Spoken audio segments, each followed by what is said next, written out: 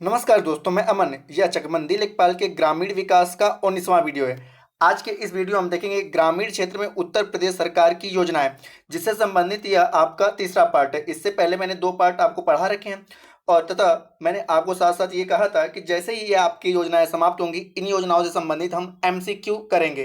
तो वो एमसीक्यू भी आपको 2 से 3 पार्ट में दिए जाएंगे।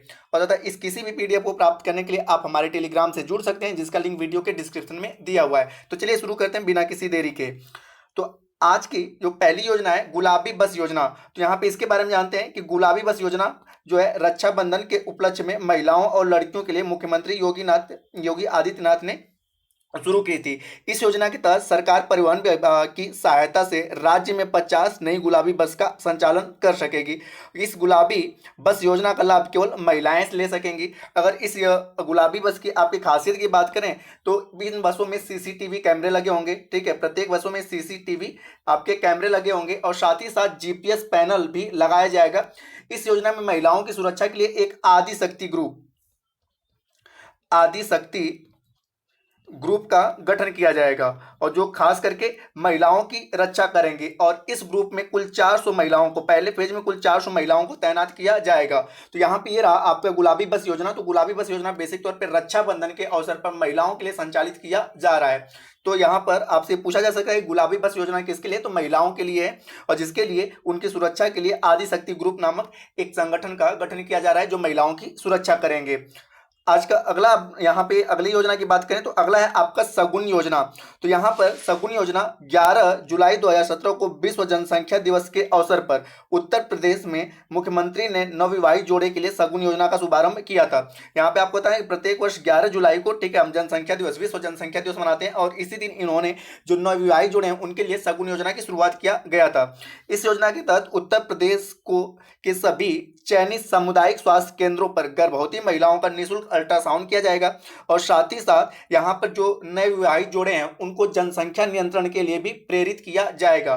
तो यहाँ पर आपका सगुन योजना पूछा जा सकता है कि सगुन योजना का संबंध किससे है, तो जनसंख्या नियंत्रण से। और इसकी शुरुआत कब की गई थी, तो विश्व जनसंख्या दिवस हम मनाते हैं 11 जुलाई को विश्व जनसंख्या दिवस मनाते हैं और उसी के अवसर पर यहाँ पर सगुन योजना की शुरुआत की गई थी। अगला जो आपका योजना है, अगला योजना है वर्मी कंपोस्ट इकाई स्थापना योजना। तो यहाँ पे आपको पहले ही पता होना चाहिए वर्मी कंपोस्ट खास करके केचुआ पालन के लिए और केचुआ को किसानों का दोस्त कहा जाता है। तो यहाँ पे सिंपल सी बात है कि केचुआ का किससे संबंध है, किसानों का दोस्त कहा जाता है और केचुआ भूमि को उर्वरा बनाती है। तो इस प्रकार से यहाँ पे देखते हैं कि उत्तर प्रदेश सरकार के द्वारा किसानों के हित में 13 दिसंबर 2017 को वर्मी कंपोस्ट इकाई की स्थापना की गई थी।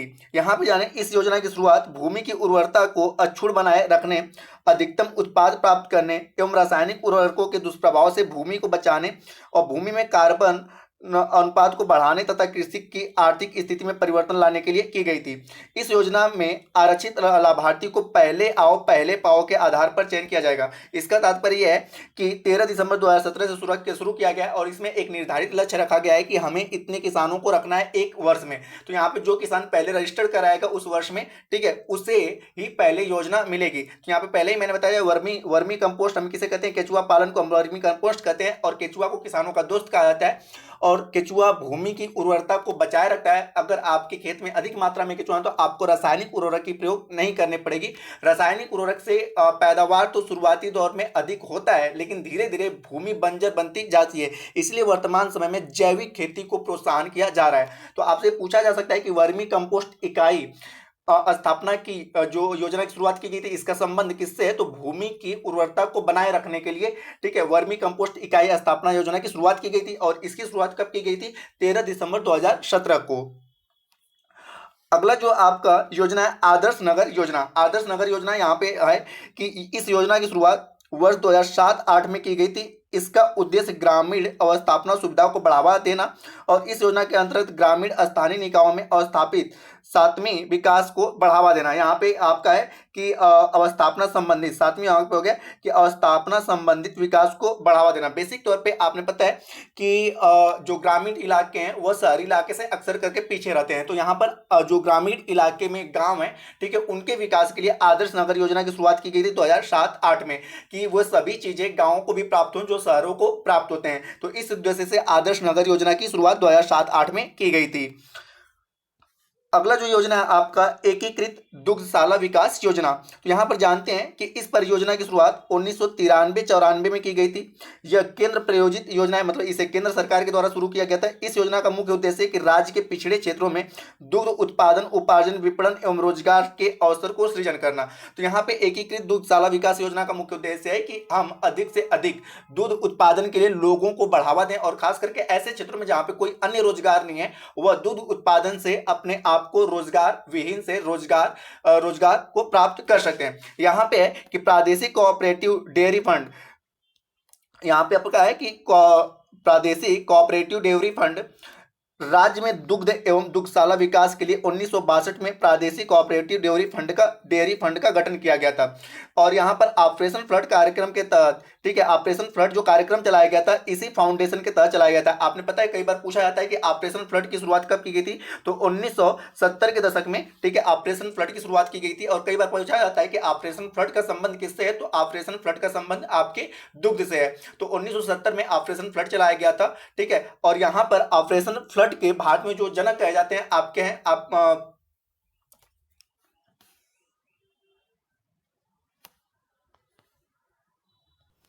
आपके ऑपरेशन फ्लड के जो जनक कहे जाते हैं भारत में, वर्गीज कुरियन है। 1970 में इन्होंने ऑपरेशन फ्लड चलाया था, और जिससे कि दूध उत्पादन में वृद्धि हुई। इससे पहले श्वेत क्रांति चलाई गई थी। श्वेत क्रांति का भी संबंध दूध से है और ऑपरेशन फ्लड का भी संबंध दूध से है। और भारत में ऑपरेशन फ्लड या श्वेत क्रांति का जनक किसे कहा जाता है, वर्गीज कुरियन को कहा जाता है। तो यहाँ पे आपका कि 1962 में प्रदेश में प्रादेशिक कोऑपरेटिव डेयरी फेडरेशन की स्थापना की गई थी।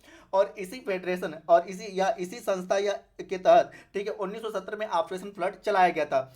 और अगला आपका है कि यह समितियों के माध्यम से दुग्ध उपार्जन, दुग्ध का संग्रहण और प्रसंस्करण, दूध उत्पादन निर्माण का वितरण करता है। समितियों का माध्यम से मतलब कि यहाँ पर जिले पे एक मुख्यालय होगा, और वह मुख्यालय क्या करेगा, एक अलग अलग क्षेत्रों में लोगों को संपर्क करेगा, और वो लोग अपना दूध आके यहाँ पे जिले पे मुख्यालय पे यहाँ पे जमा करेंगे, और जिससे कि वह डेली के बेस पे, ठीक है, दूध को जमा करेंगे और डेली बेस पे वहाँ पे पैसा प्राप्त कर सकेंगे। तो इस प्रकार से एक समिति इसके तहत चलाई जाती है। तो यहाँ से पूछा जा सकता है आपका कि एकीकृत दुग्धशाला योजना कब चलाया गया था, तो 1993-94 में इसको किसके तहत चलाया गया था, तो प्रादेशिक कोऑपरेटिव डेयरी फंड फेडरेशन के द्वारा इसको चलाया गया था। और प्रादेशिक कोऑपरेटिव डेयरी फेडरेशन की स्थापना कब की गई थी, 1962 में की गई थी। और साथ ही साथ आपको ये याद रखना है कि प्रादेशिक कोऑपरेटिव डेयरी फेडरेशन के अंतर्गत ही ऑपरेशन फ्लड की शुरुआत की गई थी। ऑपरेशन फ्लड का संबंध किससे है, दुग्ध से है। और भारत में श्वेत क्रांति का भी संबंध किससे है, दूध से है। और भारत में ऑपरेशन फ्लड या श्वेत क्रांति का जनक किसे कहा जाता है, तो वर्गीज कुरियन को कहा जाता है। तो ये सारे क्वेश्चन आपके एग्जाम में पूछे जा सकते हैं।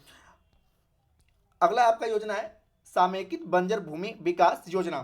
तो यहाँ पे इसको जानते हैं कि राज्य के 47 जिलों और 132 ब्लॉकों में केंद्र एवं राज्य सरकार के सहयोग से वर्ष 1991-92 में सामयिक बंजर भूमि विकास योजना कार्यक्रम को संचालित किया जा रहा है। तो यहाँ पे मुख्य उद्देश्य है कि आपने पता होगा कि प्रत्येक गांव में, ठीक है, या प्रत्येक ब्लॉक स्तर पे, ठीक है, सामुदायिक स्तर पे कुछ ऐसी भूमियां हैं जो बंजर हैं, जो खेती योग्य नहीं है। तो उन बंजर भूमियों को खेती योग्य बनाने के लिए 1991-92 से सामयिक बंजर भूमि विकास योजना का कार्यक्रम चलाया जा रहा है। अगला जो योजना है आपका कृषि पार्क। तो यहाँ पे जानते हैं किसानों को उनके उत्पादों का उचित मूल्य प्राप्त हो सके, इसके लिए उत्तर प्रदेश सरकार द्वारा लखनऊ, वाराणसी, हापुड़ एवं सहारनपुर में कृषि पार्क की स्थापना की गई है। उत्तर प्रदेश भूमि विकास एवं जल संसाधन विकास प्रशिक्षण संस्थान का गठन यहाँ पर 1998 में किया गया था, और इसी संस्थान के द्वारा, ठीक है, कृषि पार्क की स्थापना की गई है। तो यहाँ पे पूछा जा सकता है कि कृषि पार्क की स्थापना किस संगठन के तहत किया गया, तो उत्तर प्रदेश भूमि विकास एवं जल संसाधन विकास प्रशिक्षण संस्थान के द्वारा, ठीक है, यहाँ पर, ठीक है, कृषि पार्क के, ठीक है, स्थापना की गई। और कृषि पार्क उत्तर प्रदेश के किन किन शहरों में लगाया गया है, तो आपका लखनऊ है, वाराणसी, हापुड़ है और सहारनपुर में कृषि पार्क की स्थापना की गई है। तो यहाँ पे पूछा जा सकता है कृषि पार्क का संबंध किससे है, तो कृषि पार्क का संबंध बेसिक तौर पे यहाँ पे एक मुख्यालय बनाया जाएगा और वहां पर एक तरह से कह सकते हो कि कृषि पार्क नहीं, एक प्रकार की बड़ी मंडी होगी, राज्य में 4 जगहों पे होगा, ठीक है। और आप किसी भी उत्पादों को ले जाकर आप अपने उस मंडी के द्वारा, ठीक है, बेच सकते हो। और यह कार्यक्रम किसके तहत चलाया जा रहा है, तो उत्तर प्रदेश भूमि विकास एवं जल संसाधन विकास प्रशिक्षण संस्थान के द्वारा इस कार्यक्रम को चलाया जा रहा है। अगला आपका है कि कामधेनु डेयरी योजना। कामधेनु डेयरी योजना, तो यहाँ पे जानते हैं उत्तर प्रदेश में दुग्ध उत्पादन को बढ़ावा देने के उद्देश्य से इस योजना की शुरुआत की गई है। तो यहाँ पे आपको ये भी पता होना चाहिए कि सबसे अधिक, ठीक है, भारत में सबसे अधिक जो आता है दूध का उत्पादन कहाँ से किया जाता है, उत्तर प्रदेश से किया जाता है। उत्तर प्रदेश में सबसे अधिक दूध का उत्पादन किया जाता है। तो यहाँ पे उत्तर प्रदेश में दूध उत्पादन को बढ़ावा देने के लिए कामधेनु डेयरी योजना की शुरुआत की गई है। और इसके तहत कामधेनु योजना के अंतर्गत 100 दुधारू पशुओं की 300 यूनिट, मिनी कामधेनु योजना के अंतर्गत 500 दुधारू पशुओं को 1500 यूनिट तथा माइक्रो कामधेनु योजना के तहत 25 दुधारू पशुओं को आपका 2500 इकाई स्थापित की जा रही है। यहाँ पे है कि आपको अगर कामधेनु योजना के तहत लाभ लेना है तो यदि आपको, ठीक है, 100 यहाँ पे पूरे प्रदेश में, ठीक है, 100 और 50 और 25 तीन पार्टों में बांटा गया है कि यदि आपको 25, ठीक है, गायों को पालना है, 25 गायों को पालना है, तो उसके लिए उत्तर प्रदेश में, ठीक है, 2500 इकाइयां स्थापित की जा रही हैं। कि इसका मतलब कि आप यहां पर, ठीक है, उत्तर प्रदेश सरकार से कामधेनु योजना के तहत, ठीक है, 25 गायों को पालने के लिए, ठीक है, यहां पर वो कितने लोगों को पैसा देगा, 2500 लोगों को देगा, ठीक है। अगर आप 50 गायों को दिखा रहे हो तो उसके लिए 1500, ठीक है, लोगों को पैसा देगा कि वो 1500 यूनिट स्थापित कर सके। और यदि आपके पास इतना स्पेस है कि आप 100 गायों को पाल सकते हो तो उसके लिए 300 लोगों को, ठीक है, वहां पर पैसा दिया जाएगा और वह अपना वहां पे अपने गाय के पालन का, ठीक है, एक डेयरी बनाएंगे और उसके तहत, ठीक है, इस योजना को संचालन किया जाएगा। तो ये पूछा जा सकता है कामधेनु डेयरी योजना का संबंध किससे है, तो कामधेनु डेयरी योजना का संबंध है कि दूध उत्पादन को बढ़ावा देना। और इसमें 3 पार्टों में चलाया जा रहा है। पहला आपका है कि 100 गायों के 100 गायों के लिए 300 यूनिट की स्थापना की गई है। उसके बाद आपका, जिसे हम लोग मिनी कामधेनु योजना के अंतर्गत रखें, उसके बाद 500 दुधारू पशुओं के लिए 1500 यूनिट की स्थापना की गई है, जिसको हम लोग माइक्रो कामधेनु योजना के तहत स्थापित किया जा रहा है। अगला आपका है लास्ट आज का योजना कि निःशुल्क हेल्थ कार्ड योजना। तो यहाँ पे जानते हैं कम्युनिटी लिंकेज कार्यक्रम के अंतर्गत इस कार्यक्रम की शुरुआत की गई थी जुलाई 2005 में। इसके माध्यम से मलिन बस्तियों में रहने वाले लोगों को निःशुल्क चिकित्सा उपलब्ध कराई जा सकेगी। तो यहाँ पे कि अगर आपको किसी भी प्रकार का, ठीक है, सामान्य प्रकार की बीमारियां हैं तो आप इसके अंतर्गत, ठीक है, अपने आप को रजिस्टर करा के, ठीक है, और इसमें कौन लोग शामिल होंगे, जो मलिन बस्तियों में रहने वाले लोग हैं, तो वे लोग अपना रजिस्टर करा के, ठीक है, सामान्य स्तर की बीमारियों का निःशुल्क जांच करा सकते हैं, निःशुल्क दवाइयों का लाभ ले सकते हैं। तो यहाँ पे पूछा जा सकता है कि निःशुल्क हेल्थ कार्ड योजना की शुरुआत कब की गई थी, तो जुलाई 2005 में। और यह किसके लिए, तो मलिन बस्तियों में रहने के लिए, मलिन बस्तियों में रह रहे लोगों के लिए। तो दोस्तों यह वीडियो आपको पसंद आया तो वीडियो को लाइक करें, कमेंट करें तथा अपने दोस्तों के साथ शेयर करें तथा आप चैनल पर नए हैं तो चैनल को सब्सक्राइब अवश्य करें। और इस पीडीएफ को प्राप्त करने के लिए आप टेलीग्राम से जुड़ सकते हैं, जिसका लिंक वीडियो के डिस्क्रिप्शन में दिया हुआ है। तो वीडियो के अंत तक बने रहने के लिए धन्यवाद। मिलते हैं नेक्स्ट वीडियो में।